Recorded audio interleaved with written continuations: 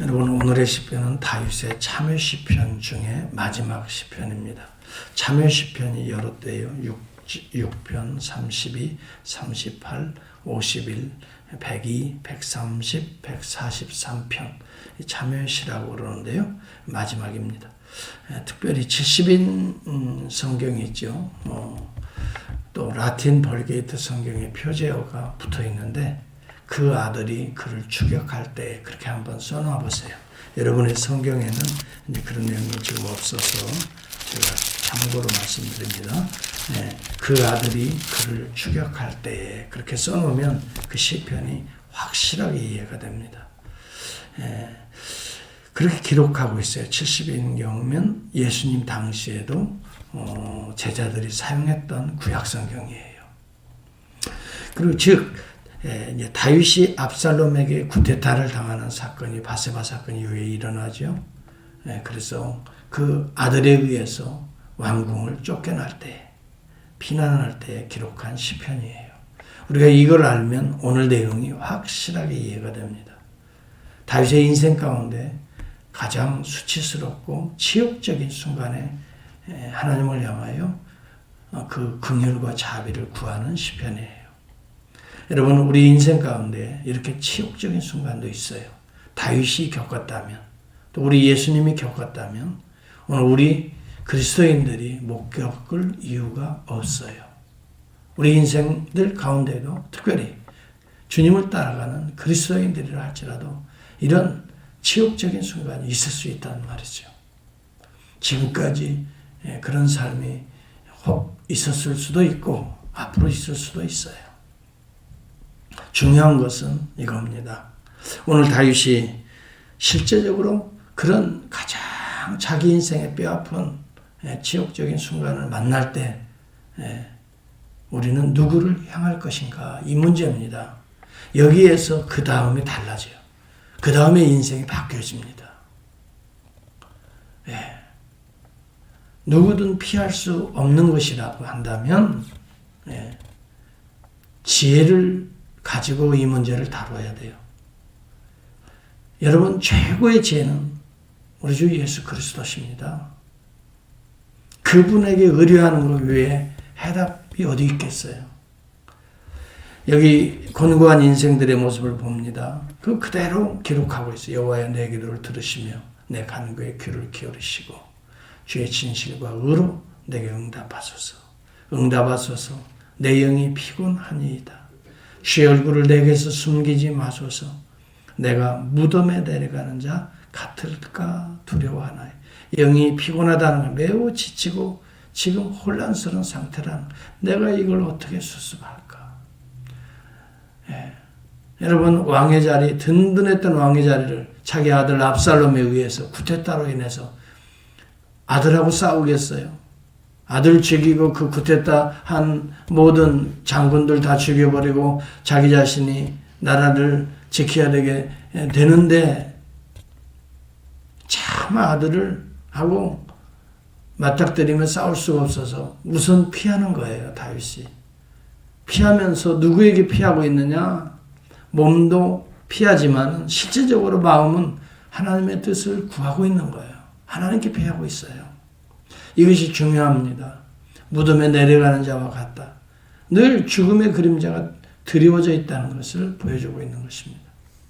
저들의 공격이 얼마나 무서웠는지.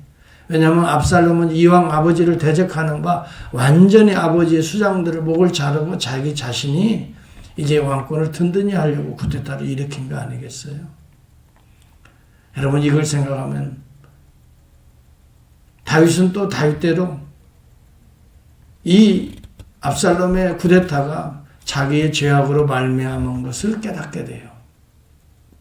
왜? 바세바 사건 이후에 칼이 내 집안에서 끊어지지 않겠다라고 하나님께서 나단 선지자를 통해서 이미 경고했어요. 그것을 지금 당하고 있는 거예요. 그렇기 때문에 다윗도 이것을 하나님의 경륜 가운데서 이루어지는 것으로 깨달아 안다면 어찌할 바가 없어요. 하나님이 지금 허락하에 이런 일들이 벌어진다라고 다윗이 생각하면서 고통 속에 하나님의 의를 구하는 거예요. 아버지, 용서해달라고. 내 모태에서부터 죄로 태어났다고. 여러분, 여기에서 우리가 알 수 있는 것은 인간의 전적인 부패입니다. 죄 앞에는 의로운 인생이 하나도 없다. 오늘 2절을 보시기 바랍니다. 주의 종을 심판하지 마소서. 주의 눈앞에 의로운 인생이 하나도 없나이다. 네. 자기가 당당한데 하나님, 세상의 아버지 앞에 목에 칼을 들이대고 아버지의 자리를 차지하기 위해서 쿠데타를 일으키는 이런 아들이 어디 있습니까? 네. 자기가 당당하게 지금 말하는 게 아니에요. 주의 눈앞에는 의로운 인생이 하나도 없나이다. 아들 저놈도 의롭지 못하지만 나도 사실은 의롭지 못합니다. 이게 포함되어 있어요. 주의 눈앞에는 의로운 인생이 하나도 없나이다. 어머니 뱃속에서부터 나도 죄인으로 태어난 것을 처절하게 바세바 사건을 통해서 통감하였고, 예. 쿠데타를 일으킨 압살롬의 저런 간악한 그 주변의 그 인물들, 압살롬이 압살롬 마음으로만 쿠데타를 일으키는 게 아니에요. 혼자 쿠데타는 못 일으켜요. 주변에 그런 강성의 인물들이 포진해 있었단 말이죠. 요즘 미얀마에 요즘 쿠데타가 일어나서 지금 군부 정권 때문에 수많은 젊은이들이 희생을 당하고 있어요. 수백 명이 지금 죽었다고 뉴스에 나오고 있어요. 참으로 안타까운 일입니다.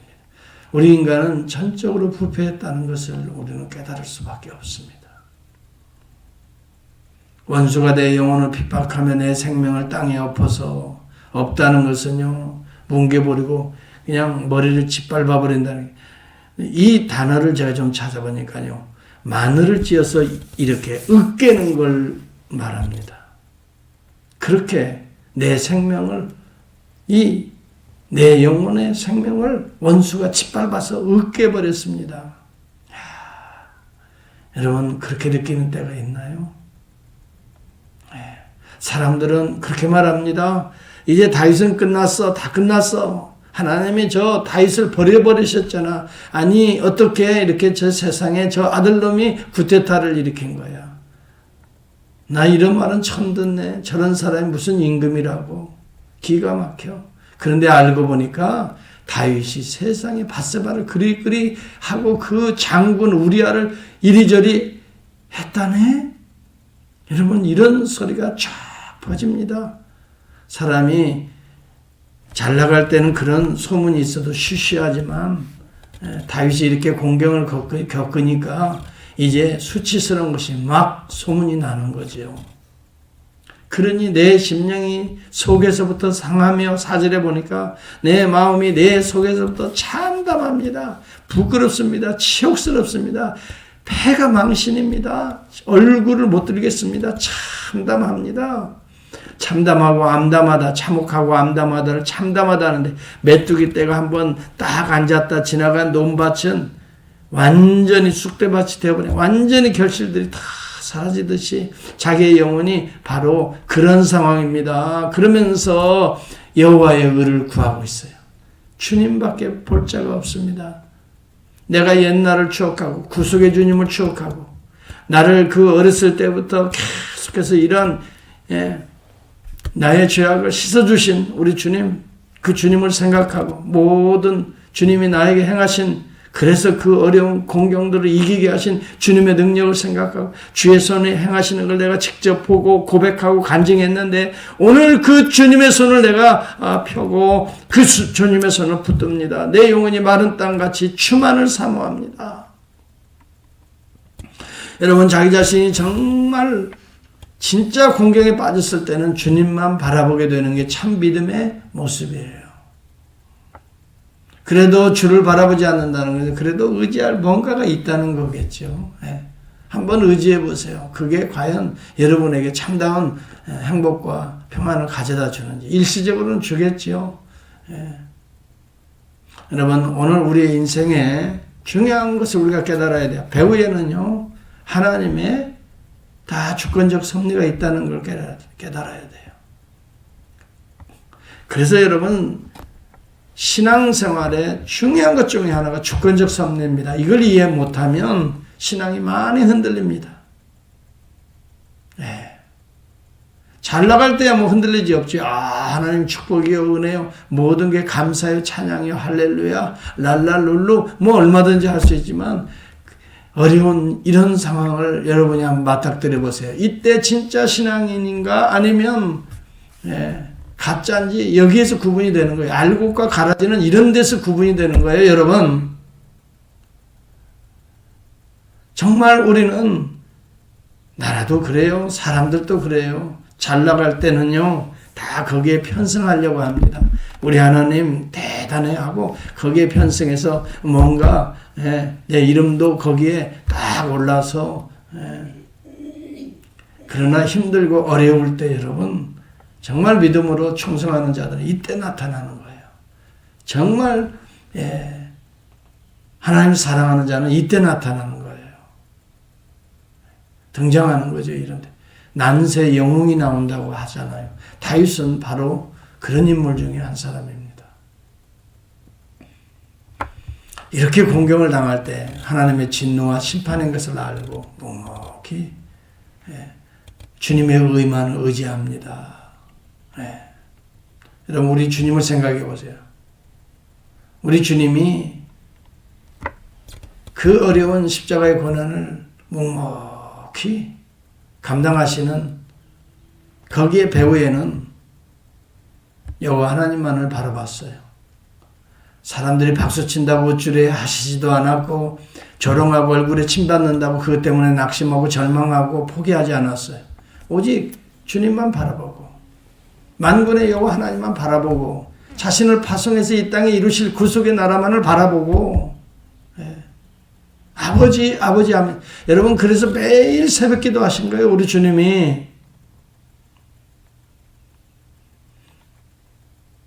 우리가 알아야 될 것은 바로 여기도 그런 내용이 나오잖아요. 내가 아침에 주의 인자한 말씀을 듣게 하소서. 여기 8절에 보면 아침에 나로 하여금 주의 인자한 말씀을 듣게 하소서. 왜 햇빛이면 아침입니까? 저녁에 자고 딱 깨어나는 거예요. 잘 때는 우리가 뭐 아무것도 할 수 없어요.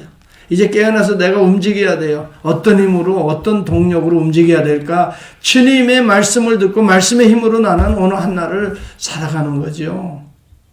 그래서 여러분 구약에는 번제가 대단히 중요했습니다. 상번제라고 합니다. 아침 해 떠오르기 전에 먼저 하나님을 만나라. 너 자신을 번제단에 네 생각 의지를 꺾어버리고 불태워버리고 하나님의 능력으로 구속의 힘으로 나가라. 여러분 이것이 예수 그리스도께서 이루시는 습관을 조차 새벽 미명에 한적한 곳에 나가사 꿇어 엎드려 아버지께 간구하시는 주님의 모습이에요. 오늘 저와 여러분 아침에 깨었습니다. 이제 새날이 우리에게 주어집니다. 오늘 이 아침에 씻어버릴 건 씻어버리시고 태워버릴 건 다 태워버리시고 우리의 흔들리는 마음, 때때로 우리의 조급한 마음, 또 우리의 세상적인 의지하는 마음, 또 우리의 생각과 우리의 어떤 의지적으로 뭔가를 행하려고 하는 것조차도 하나님께 올려드립시다. 하나님의 도장을 받읍시다. 주님께 결제를 올려드립시다. 주님, 이것이 주님의 뜻입니까? 이것이 주의 영광을 드러내는 일이 되겠습니까? 그렇다면 주님 도와주세요. 힘 주세요. 감당할 만한 능력 주세요. 아니면 피할 길을 주세요. 여러분 간절히 이렇게 하나님께 아뢰올 때에 하나님께서 그 압살롬의 난을 깨끗하게 또 정돈하시고 다윗을 다시 회복시키시는 것을 우리는 이후에 성경의 내용을 통해서 우리가 알 수 있어요. 여러분 우리 주 예수 그리스도께서 십자가의 고난 이것을 친히 몸으로 다 감당하시고 비록 죽음의 무덤 속에 들어가셨지만은 무덤 문도 여시고 주님께서 승리하시는 보좌에 그대로 또 오르시는 그 주님의 모습을 우리는 볼 수 있잖아요. 제자들이 이렇게 보는 앞에서 하늘로 승천하시는지라 이 하늘로 올라가니까 제자들의 눈도 계속 하늘을 향해 올라가는데 천사가 나타나서 갈릴리 사람들아 어찌하여 너희들이 하늘을 쳐다보느냐. 너희가 본 그대로 다시 오리라. 여러분, 저와 여러분들이 오늘 이 믿음을 가지고 정말 내 속이 상할 때에, 흔들릴 때에, 힘들 때에, 속이 상할 때에 이제는 승리하신 주님을 바라봐야 됩니다. 저는 그래서 히브리서 11장, 12장 2절을 너무너무 좋아합니다. 여러분, 히브리서 12장 2절을 힘들 때마다, 어려울 때마다 항상 우리가 바라봅시다. 믿음의 주여 또 우리를 온전케 하시는 이인 예수 그리스도를 바라보자 그랬어요. 믿음의 근본이라고 그랬어요. 주예요. 믿음을 주시는 분이요. 또 믿음을 강화시키는 분이시요. 또 믿음 가운데 거하게 하시는 분이시요. 믿음의 핵심이시요. 이런 의미가 다양한 의미들이 그 안에 담겨져 있잖아요. 이 의미들을 캐내어서 적용하는 것이 얼마나 우리의 삶에 소중한지 몰라요. 믿음의 주요 우리를 온전케 하시는. 여러분, 다윗은 아직 끝이 아니에요. 압살롬의 난에 의해서 다시 죽은 것이 아니에요. 비록 수치스럽고 능욕을 당했지만은 다시 털털 씻어버리고 다시 보좌에 오르는 그날이 있다고요. 우리 주님이 보좌에 오르시는 그날이 있다고요. 십자가가 다가 아니에요. 십자가는 통과하는 과정이었단 말이죠. 그걸 통해 구속하시고 죽음의 문을 여시고 그 다음에 보좌에 오르시고 우리가 그 과정을 가고 있는 거예요. 우리가 때때로 십자가를 만납니다. 고통의 순간을 만납니다. 처절한 피눈물이 순간도 만날 수 있습니다. 수치와 능욕의 순간도 만날 수 있습니다. 그게 다가 아닙니다. 이건 과정이다. 주권 섭니다. 바로 이 과정을 지나면 모든 문이 열린다. 새로운 길들이 천성길이 열린다. 이 믿음으로 현재 어려움을 이겨내야 되지. 어떻게 될까요? 하지 마세요. 이 가운데도 하나님의 주권이 있어요. 하나님의 역사가 있다고요. 이러다 끝나는 게 아니에요. 이걸 다 정복하고 이제 더 놀라운 하나님의 나라가 확장되어 갈 거예요. 이때 여러분 믿음으로 주를 바라봐야 되지. 이때 세상적으로 빠져버리고 예배를 소홀히 하고 여러분 주님 앞에 충성을 소홀히 하고 이 시간 깨어나야 됩니다. 여러분과 제가 다시 한번 우리의 믿음이 누구예요? 주를 향해야 돼요. 누구예요? 주를 향해야 돼요. 누가 이기게 하셔야 주예요. 누가 여러분 이 공경을 다시 회복해야 하실 주님밖에 없다고요. 오늘도 우리 주님을 생각하며 주님을 또 바라보면서 현실의 어려운 문제를 잘 이겨내고 다시 한번 땅에 떨어진 우리의 머리가 들어서 주님을 또 주님이 주시는 그 은혜로 능력으로 다시 일어나서 오늘 우리에게 맡겨진 가정의 문제, 또 사회와 직장, 또 나 사업체의 문제, 주님이 다시 그곳의 주인이 되셔서 활동하셔서 사회적인 영향력을 미치고 그곳에서 여러분의 손길과 여러분의 발걸음이 주님의 손길이 되어서 누군지 모르겠어요. 누구를 만나서 어떤 문제를 해결할지는 모르겠지만 그곳에서 그 현장에서 빛과 소금이 되어야 됩니다. 그것을 위해서 하나님이 다윗을 다시 세우신 것이고 그것을 위해서 우리 주님을 무덤문에서 열어서 부활하게 하시고 그것을 위해서 성령을 우리에게 부어주시고 오늘도 우리와 동행하시는 이유가 거기에 있는 겁니다. 오늘도 주님의 능력으로 담대하게 사회적 영향력 가장 적게는 가정에서부터 거룩한 영향력 나로 인하여 너가 살고 나로 인하여 우리 가정이 살고 나로 인하여 우리 교회가 든든하게 세워지고 나로 인하여 우리 주님의 영광이 나타난다면 이 복된 날, 이 은혜로운 날 얼마나 아름다운 날이 될까요? 이것을 위해서 같이